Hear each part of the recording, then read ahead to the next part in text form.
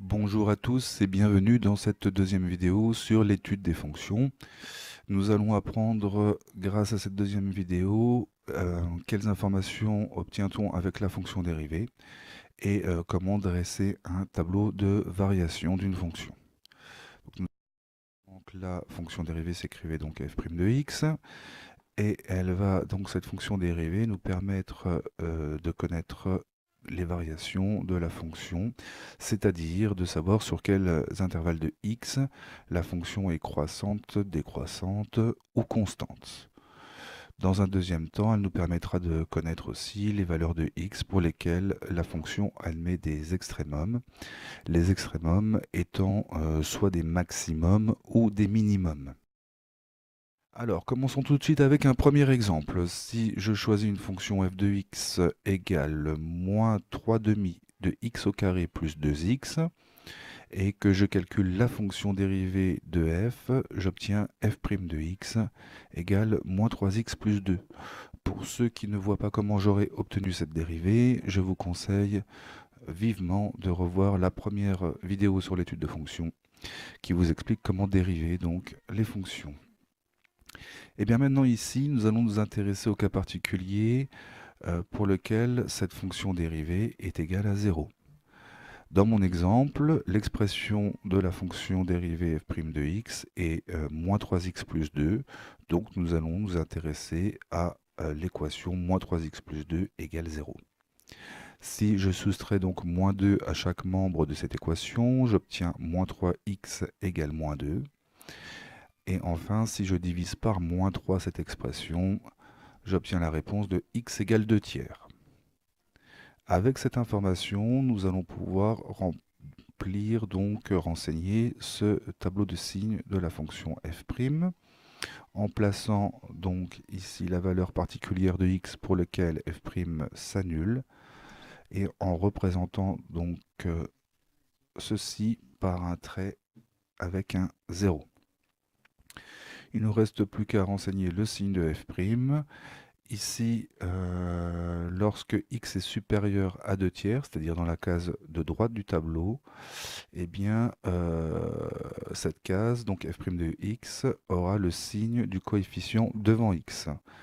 Donc ma fonction étant moins 3x plus 2, ma fonction dérivée, le coefficient devant x, c'est donc moins 3, et nous recopierons donc ce signe à l'intérieur du tableau.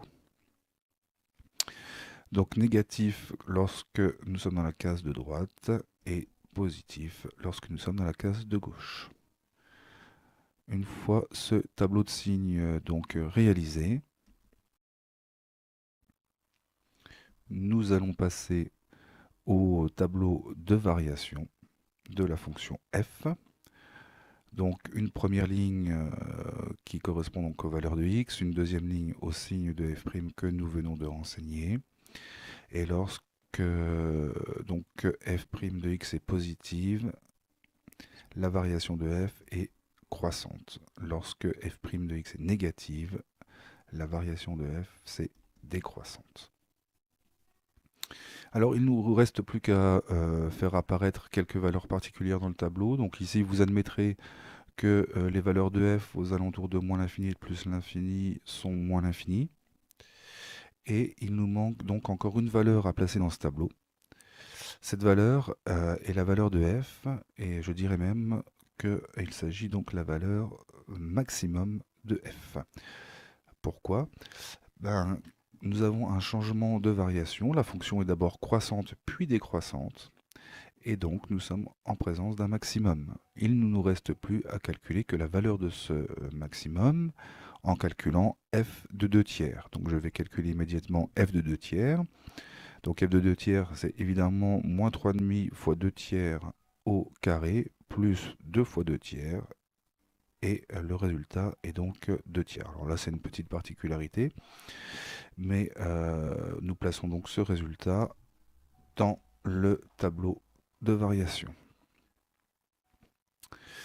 Une fois que ce tableau est réalisé, vous pouvez toujours vérifier vos résultats à l'aide d'un logiciel grapheur ou de votre calculatrice. Là, je vous ai représenté donc la fonction f avec son maximum.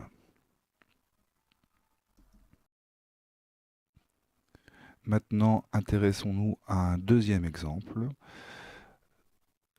Nous allons étudier une fonction sur un intervalle d'étude compris entre 0 et 4, c'est-à-dire que x pourra varier de 0 jusqu'à 4 inclus. Cette fonction, c'est f de x égale, égale 2 tiers de x au cube moins 3x au carré plus 4x moins 1.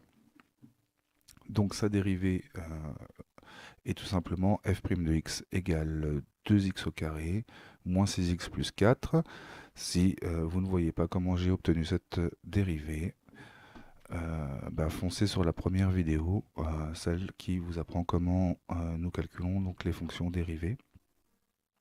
Et une fois de plus, donc nous allons nous intéresser au cas particulier où cette fonction dérivée est égale à 0.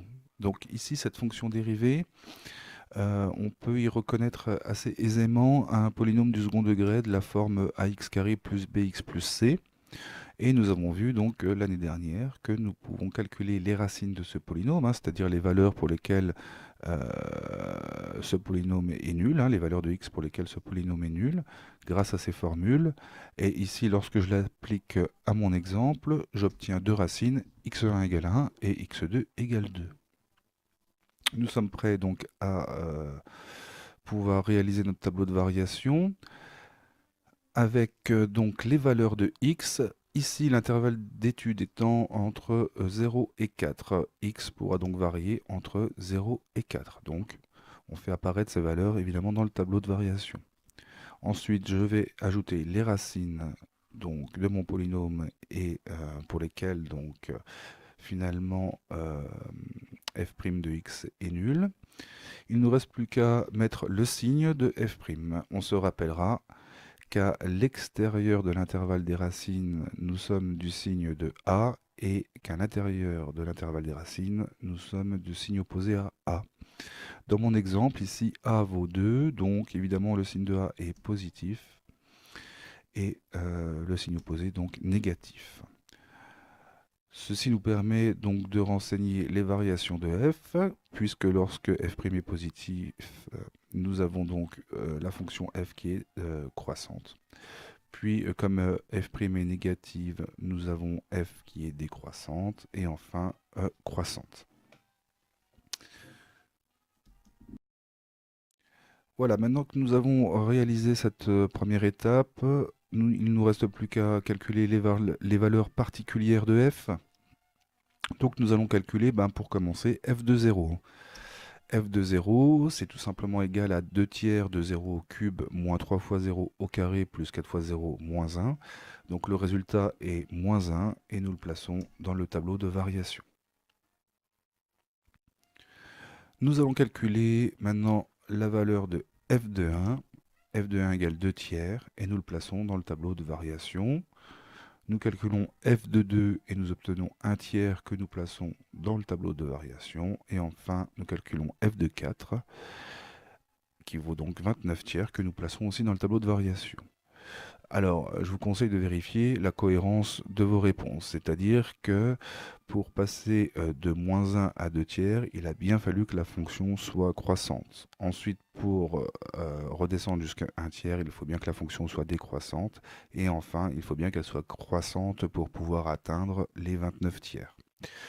Vous pouvez aussi vérifier vos résultats à l'aide d'un grapheur ou de la calculatrice. Donc ici, je vous ai représenté donc la fonction f de x. Et vous voyez donc que le graphique correspond, sa représentation graphique correspond donc à notre tableau de variation. Voilà, il ne reste plus qu'à vous souhaiter bon travail et bon courage. Et je vous dis à très bientôt